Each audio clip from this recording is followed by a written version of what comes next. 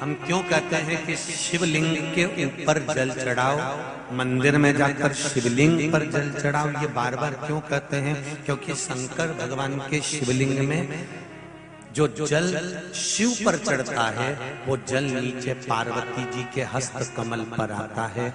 जल जिस कामना से तुम चढ़ाते हो, तुम्हारी दिल की बात शंकर जी से टच होकर पार्वती जी तक पहुंचती है। अगर शिव जी नेत्र बंद करके बैठे हैं तो पार्वती उसको सुन लेती है, और माता पार्वती अपने बच्चों को खाली नहीं भेजती, इसलिए सुनकर सब कार्य करते हैं। वो मां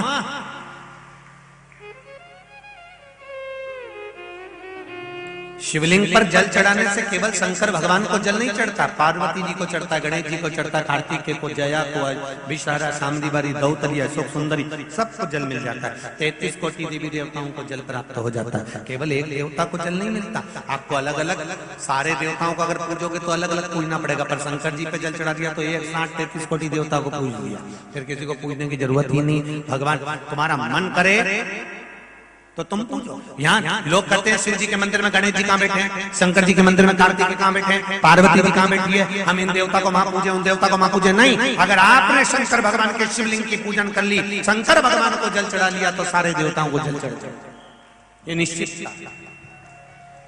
रो रही है पार्वती मैया, क्या करूं मैं? शिव जी पे जल चढ़ाया, शंकर भगवान नहीं उठे, पार्वती जी को क्रोध आ गया कि मेरे बच्चे भूख से बिलख रहे हैं। मां क्या कर सकती है जब बच्चे भूख से बिलख रहे हो, पति सुन नहीं रहा,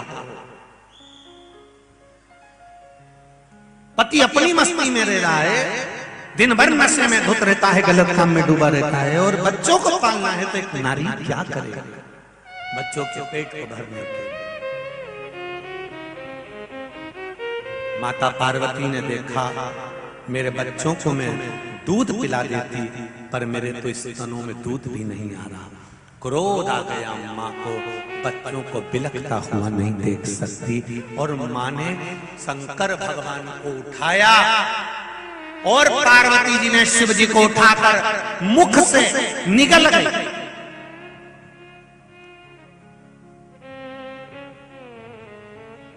शिव को निगल गई।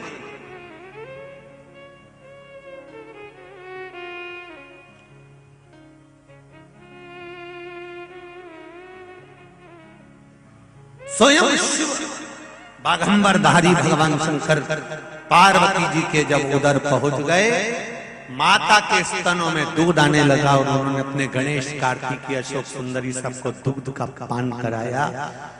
हाहाकार मच गया पूरे ब्रह्मांड में, शिव जी नहीं है, कहां चले गए, सब ढूंढ रहे हैं, सब ढूंढ रहे हैं। तब देव ऋषि नारद ने कहा माता पार्वती जी निगल गई उनको। सारे देवताओं ने पार्वती जी की स्तुति करी, कृपा करो, अगर भोलेनाथ नहीं होंगे तो ये ब्रह्मांड का क्या होगा? शिव नहीं होते तो क्या होगा? शिव कथा कर रही है,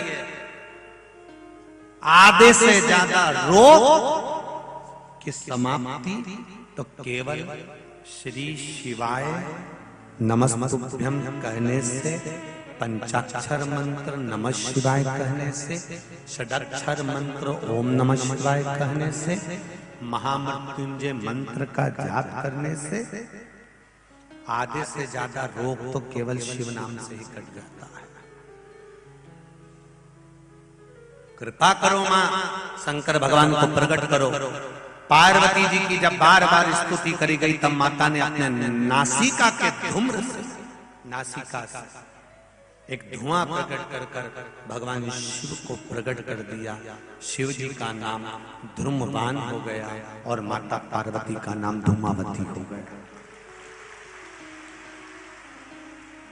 बोल धूमावती माता की जय।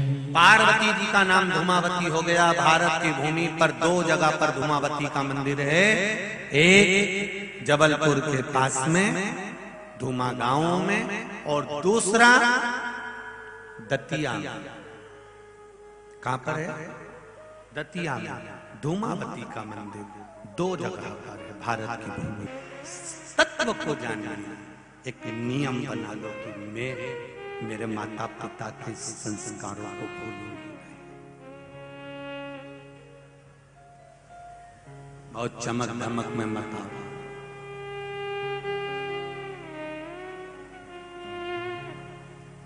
बहुत सावधानी रखिए, अपने जीवन को सार्थक। शिव जी की कथा भगवान शंकर पार्वती जी से कर रहे हैं। नव युवक बच्चे खूब पढ़े, डॉक्टर, कलेक्टर, एसपी, डीएसपी सब बनो और साथ में शिव जी की आराधना करो। राम जी को भी आखिरी में शंकर भगवान की आराधना करना पड़ी, भगवान कृष्ण को भी आराधना करना पड़ी। ऐसा कोई देवी देवता बता दो जिसने शिव की आराधना नहीं करी हो। शंकर के बिना कुछ भी नहीं, सब सुना है, सब सुना।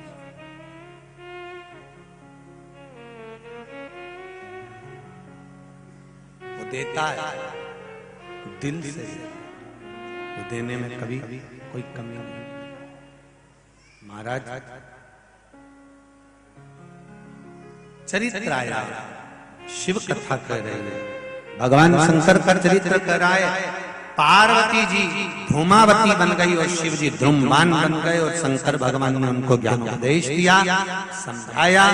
गणेश जी महाराज को समझाया, सदानंद कार्तिकेय जी को समझाया, बताया कि अपने जीवन का आनंद किसको कहते हैं, फालतू का आप सुख भोगना।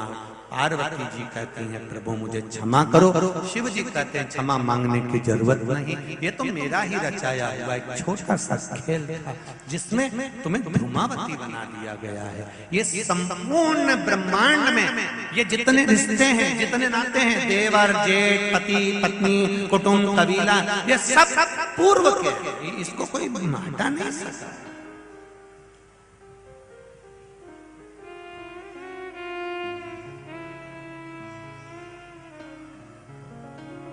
पूर्व के कर्म है।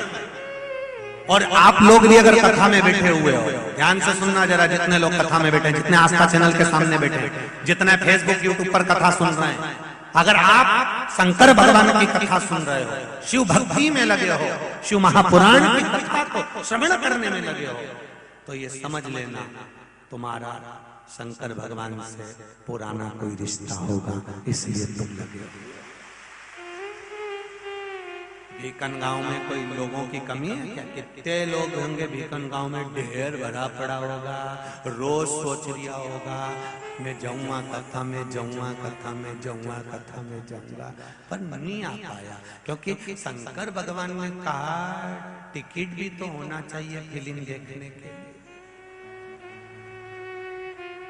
थिएटर में अंदर घुसने के लिए टिकट की जरूरत पड़ती है, शिव महापुराण की कथा के पंडाल में बैठने के लिए भक्ति की जरूरत पड़ती है। बिना भक्ति के नहीं आ सकते। टिकट है ही नहीं, और टिकट नहीं है तो तुम फोटो देख के चले जाओ।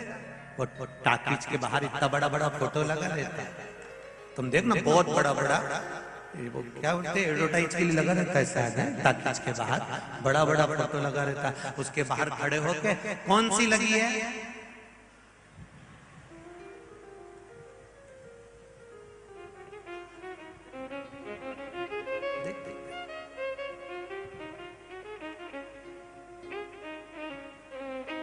फिर 2 दिन बाद गया देखने के लिए, कौन सी लगी है, ओ राम हमने तुमको बेवकूफ बनाया, आज तो नई फिल्म आ गई, कौन सी लगी है, फिर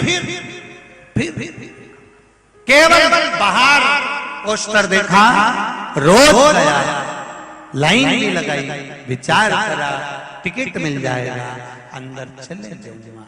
पर कभी कभी ऐसा होता है, अभी तक सोचता था, पर 1 साल भर में 1 या 2 बार ऐसा होता है जब जगदम्बा कहती है टिकट दो लिया ना। अब जाने की जरूरत नहीं है, उन्हें फोन लगा दिया, थारी भाभी को जन्मदिन है। कुछ प्रयास अपने जीवन में हमें करना पड़ेगा कि हमें, तुम्हारा नाम धर्म पत्नी है, पति का नाम धर्म पति नहीं है। इतने सारे कथाकार कथा करने आए होंगे भीकन गांव में, कभी किसी कथा करने का पति का नाम धर्म पति एक भी नहीं बोला होगा, बोला होगा तो धर्म पत्नी। पति का नाम धर्म पति नहीं होता, क्योंकि उसको दुकान पर बैठकर झूठ कपट बेईमानी प्रपंच छल सब करना होता है, इसलिए उसके नाम के आगे धर्म नहीं लिखा। पर तुम्हारे नाम के आगे धर्म पत्नी इसलिए लिखा कि तेरा पति कैसी भी कमाई कर लाए, बस उसकी कमाई में से 1 रुपया निकाल कर सत्कर्म में लगाती रहना, तो पति को भी वैकुंठ ले जाना और खुद भी चली जाना। तो धर्म पत्नी,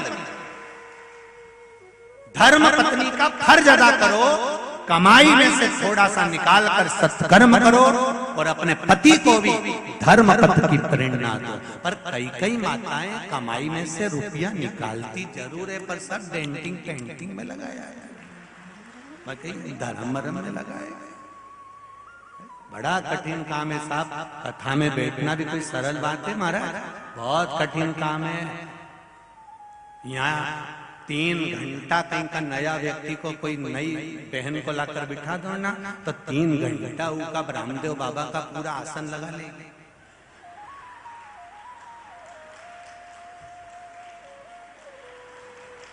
पूरा जितना रामदेव बाबा रोज का आसन लगा उतने आसन ये पूरी 3 घंटे की कथा में लगा लिया। और ऐसा आसन ये कभी पार्लर में नहीं लगाएगी, 2 घंटा तक मुंडा फाड़ी बैठी रहेगी। पार्लर वाली भाई ने 2 यहाँ ककड़ी धर दी, अपने जैसा व्यक्ति हो तो ढाई करके जाए।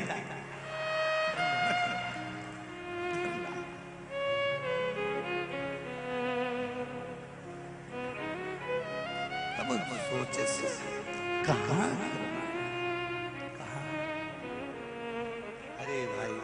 कि दशरथ जी ने शिव जी की आराधना कितनी करी, नंद बाबा ने भगवान कृष्ण को पाने के लिए शिव जी की आराधना कितनी करी।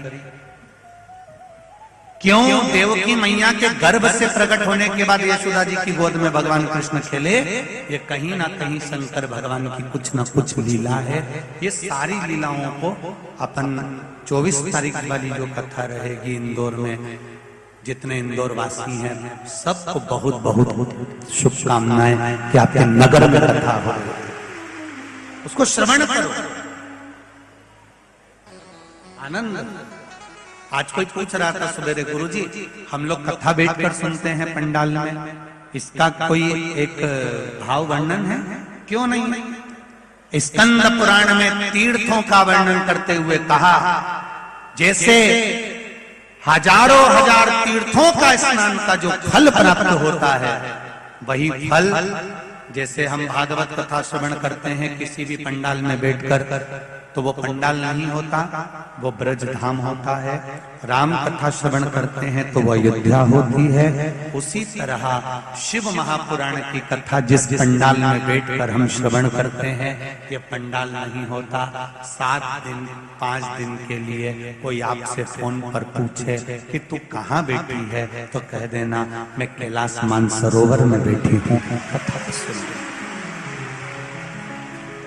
ये कैलाश मानसरोवर है। मानसरोवर में जल भरा होता है या मानस भरे हुए? यहां भी तो भरा हुआ है मानव से, मनुष्यों से। जहां देखो सागर सा ही नजर आता है मनुष्य शरीर। तो ये किस्मत वाले हो आप लोग और अपन सब, जो अपन लोग कैलाश मानसरोवर भले नहीं गए, पर इस कैलाश मानसरोवर में बैठकर कथा कर, जहां भी कथा होती है शिव पुराण, वो स्थान कैलाश मानसरोवर ही कहलाता है। उसकी कथा वहां बैठकर सत्संग हो। कहा सोमनाथ जी का वर्णन करा प्रथम ज्योतिर्लिंग के रूप में। चंद्रमा को जो काया रोग हुआ, शिव जी ने उसको काया के रोग से मुक्त करा। शिव जी सोमेश्वर महादेव के रूप में विराजमान हुए। अगला वर्णन आता है श्री मल्लिकार्जुन का। कार्तिकेय बाबा जब रुष्ट होकर चले जाते हैं, माता पार्वती जी और शिव जी उनको मनाते हैं, तब भगवान श्री शैलम में मल्लिकार्जुन के रूप में विराजित होते हैं। अगला वर्णन आया है श्री महाकालेश्वर दूषण माँ पीताम्बरा धाम भी लोग उसको कहते हैं। कई लोग आप लोग गए भी होंगे दतिया दर्शन करने पीताम्बरा माता के। वहां धूमावती माता का मंदिर है।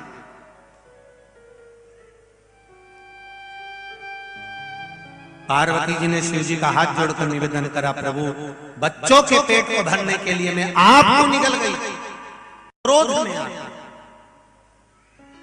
शिव जी कहते हैं, पार्वती कुछ देर के लिए तू अपने पति को खो बैठी थी, इसलिए तेरा नाम धूमावती होगा। धूमावती के रूप में तू विराजमान होगी, पर तेरे माथे पर बिंदी नहीं होगी, मांग में सिंदूर नहीं होगा, हाथ में चूड़ा नहीं होगा, पाँव में बिछुड़ी और पायल नहीं होगी, गले में मंगलसूत्र नहीं होगा। इसीलिए दतिया में जो धूमावती माता का मंदिर है उसमें पर्दा लगा होता है, गेट बंद रहते हैं, सुहागवती नारी को अंदर नहीं जाने देते हैं, केवल पुरुष अंदर जाता है और माता का दर्शन करता है, क्योंकि माँ बिना सुहाग के उस मंदिर में धूमावती के रूप में विराज। शिव धूमपान बन गए और माता पार्वती धूमावती। पार्वती जी ने यहाँ पर एक वर मांगा है।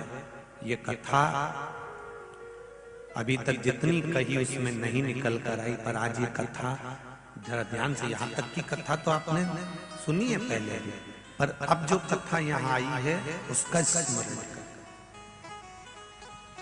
जो हरिहर्ष महापुराण बीकन गांव में हो रही है, जितने लोग आस्था पर सुन रहे हैं, जितने फेसबुक यूट्यूब पर सुन रहे हैं, वो भी जरा स्मरण से सुन। पार्वती जी ने कर जोड़कर, हाथ जोड़कर भगवान शिव से अपने पुत्रों के सामने, अपने बच्चों के सामने स्तुति कर शंकर भगवान से कहा, आपने मेरा नाम द्रुमावती रख दिया, आप द्रुमवान बन गए, मैं कुछ देर के लिए बेधव्य के रूप में आ गई। पर शिव जी से पूछा कि फिर आप मुझे वापस कैसे प्राप्त हो गए, मुझे कैसे?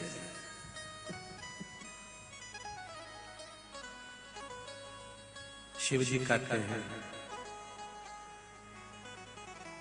कुंवारी कन्या तीज का व्रत करती है, हरताली का तीज करती है, छोटी तीज, बड़ी तीज, हरियाली तीज करती है, छठ व्रत करती है। कुंवारी कन्या नवरात्रि व्रत करती है। कुंवारी कन्या जितने भी व्रत धारण करती है, सोमवार, मंगल, बुध, गुरु, शुक्र,